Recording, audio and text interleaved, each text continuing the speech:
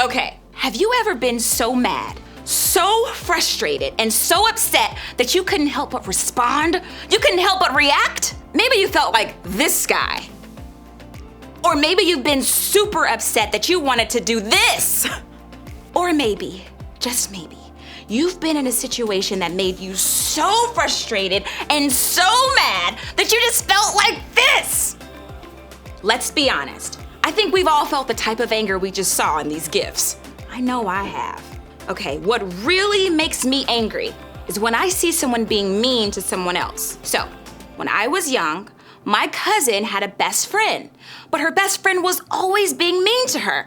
And one day I said, hey, listen, I don't like the way your best friend treats you. And I went over to the best friend and I yelled in her face, stop being mean to my cousin! That best friend was never mean to her again. Okay, so maybe you can't relate to my exact situation because you wouldn't get as mad as I did about what I just shared, but the one thing we can all relate to is the feeling or the mood behind it all. It's anger, and it's something we all feel. Maybe you get angry when your parents punish you for something but let your sibling get away with it. Or maybe you get angry when you just can't seem to learn that new TikTok dance. Or maybe you get angry when you lose the big game because of a bad call. Or maybe you get angry when you find out that your friend is talking about you behind your back. Maybe for you, your anger comes from not getting something you want or from somebody else not getting what you think they deserve. Whatever the reason is behind our anger, it can be easy to fall into the trap of letting it take over, of letting it affect how we think, how we respond to others, and how we talk or act. We have a couple of ways of responding to this. Actually, it'll be easier if I go get a prop for this. I'll be right back.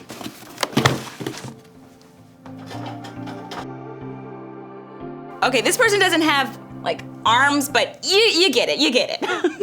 Okay, this person right here, let's pretend we're this person.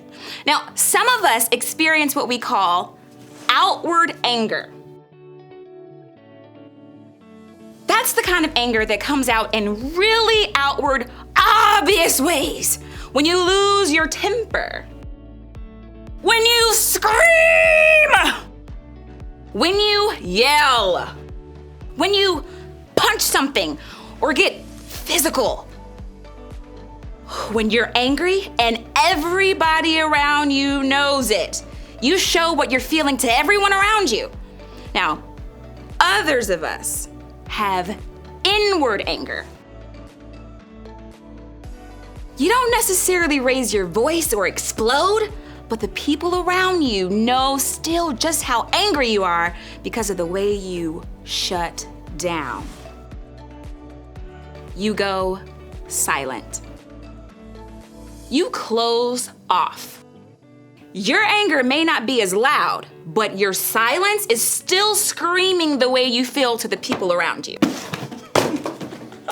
Okay, some of us may even have what's called protective anger. Now this one is tricky because it's anger for the right reasons. Like how I got angry at my cousin's best friend for being mean to her. It can be outward or it can be inward. It's anger about something wrong or bad or evil or unfair in the world. You see those things happening and anger stirs up inside of you. You want someone to say something or do something to make it right. Lots of great things have happened in history because of people who experience protective anger. Maybe you've even experienced protective anger when you saw someone being teased on social media. That anger got you to act and stand up for the person that's being picked on. The anger itself comes from the right place, but it's still about the same thing as most of our other anger. The idea that somebody or something isn't getting what they deserve. Here's what I think is so important for us to understand in this anger conversation. Anger isn't wrong. The mood, the feeling, the emotion, that isn't a bad thing. It's when it starts to control us or begins to be the boss of us that it has the potential to do more harm than good. So, what do we do to manage this mood? This anger that threatens to control us, to hurt us, or to hurt our relationship with others? Well, we're gonna take a look at some answers from a guy named James. Now, James was actually the brother of Jesus, so I think it's safe to say that he had a pretty close and personal relationship at the way Jesus lived his life. Here, James was writing to some of the Christians in his time who were spread out all over the region. He was encouraging them to live out what they had learned from Jesus himself. And in this particular passage, he addressed something I think can help us understand how to handle our anger. Take a look. Who was wise and understanding among you? Let them show it by their good life, by deeds done in the humility that comes from wisdom. But if you harbor bitter envy and selfish ambition in your hearts, do not boast about it or deny the truth. Such wisdom does not come from heaven, but is earthly, unspiritual, demonic. For when you have envy and selfish ambition, there you find disorder and every evil practice. Oh, okay, so let's break this down for a second. James started with a question. Who is wise and understanding among you? You may have heard that word wise before. To be wise is different from being smart.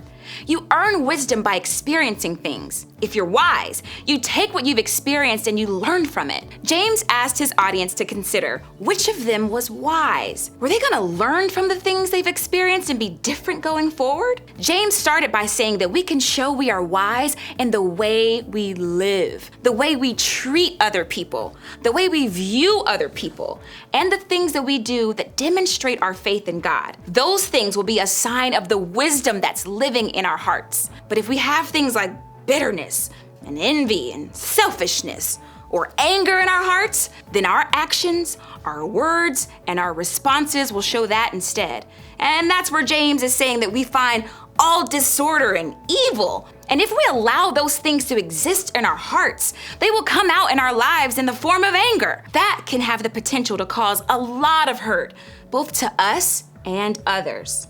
Anger itself isn't bad, but what we do with it could be. See, when it all comes to anger, we all have a choice. We're always gonna have reasons to get angry, but when we're faced with anger, we can control how we handle it and how we respond to it. We get to decide if we'll let it be the boss of us. And I don't know about you, but I don't wanna be ruled by my anger. And if you feel that way too, then take a look at one more thing James had to say. What is causing the quarrels and fights among you?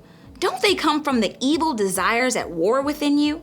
James wanted us to know that if we want to keep anger from being the boss of us, we have to understand where it comes from. We have to get to the source. And according to him, that source is inside of us. In James's words, the anger starts with the evil desires at war within us. Now that's some pretty dramatic language, but I think what James is saying is this. Our anger is about not getting what we want.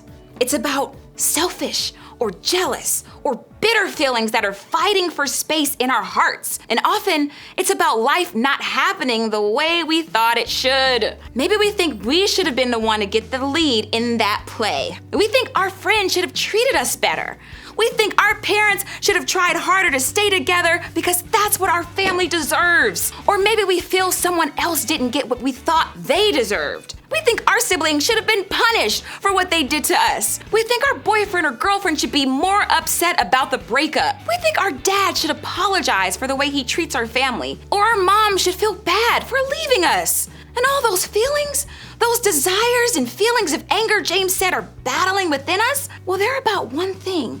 Control. We have this idea of how life is supposed to be. We want to be in control of the way people act and the way that life happens so that we can be sure our expectations and our desires are met. But as you and I both know, that just isn't the way it goes. Our desires aren't always gonna be met, and people aren't always gonna act the way that we think they should act. Life isn't always gonna happen the way we want it to happen. And when it doesn't, that can make us feel super angry. Angry at the people around us, angry at our circumstances, angry at ourselves, maybe even angry at God. And as James said, those feelings can damage our relationships.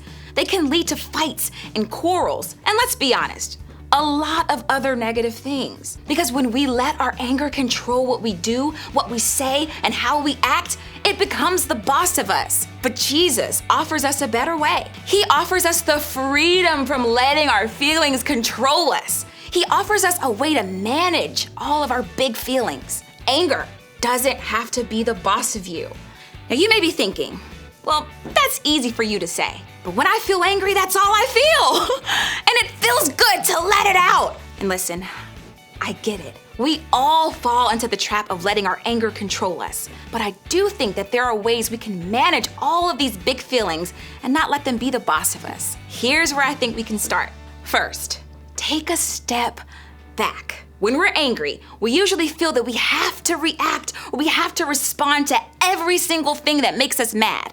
But the reality is, we don't. We can choose to take a step back. We can decide not to yell, not to text, and not to cut someone out. We can take control and not let anger be the boss of us. And that's a big step. Then, be honest.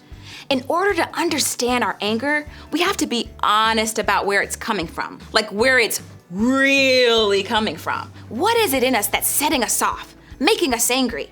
Maybe it's jealousy or fear or disappointment. Maybe it's grief or pain or frustration. Those not so great desires and expectations that James is talking about, try to name them. The next time you find yourself angry, pause and try to think about why you're angry. What got you to this point? Then, talk to God about the reasons for your anger. Invite Him into what you're feeling. We don't need to keep our anger from God. He can handle all of our feelings, and He wants us to bring them to Him. If you're struggling to understand or recognize the source of your anger, talking to someone else about it is another great place to begin. Today, maybe your group is a good place to start. There you can open up to a leader you can trust who loves you and wants to see you live free from the control of anger in your life. Because sometimes talking honestly to someone else can help you see or understand things in a different way. At least that's been my experience. Last, own your part. Now, this one is hard because honestly, we all want to be angry at someone else or something else. We're mad because we're out of control. But there's one thing we can control: ourselves. Maybe someone hurt us, but then we said something to hurt them back. Maybe something bad happened, but then we did something back in response. Those things done or said in anger, we have to own them. We have to take responsibility for those things too in order to deal with our anger. When we take a step back, are honest with our feelings, and take responsibility for how our anger makes us react, we're choosing to be wise with our anger. We're choosing to look at what's going on inside of us and make changes going forward. And as we do that, our anger loses its power to control us. It loses its ability to cause us to react or respond in a way that is not healthy. It loses the chance to be the boss of us. So remember, anger doesn't have to be the boss of you. So, as you go to group and talk a little bit more about this, I want you to think about this question. What's one thing that really makes me angry?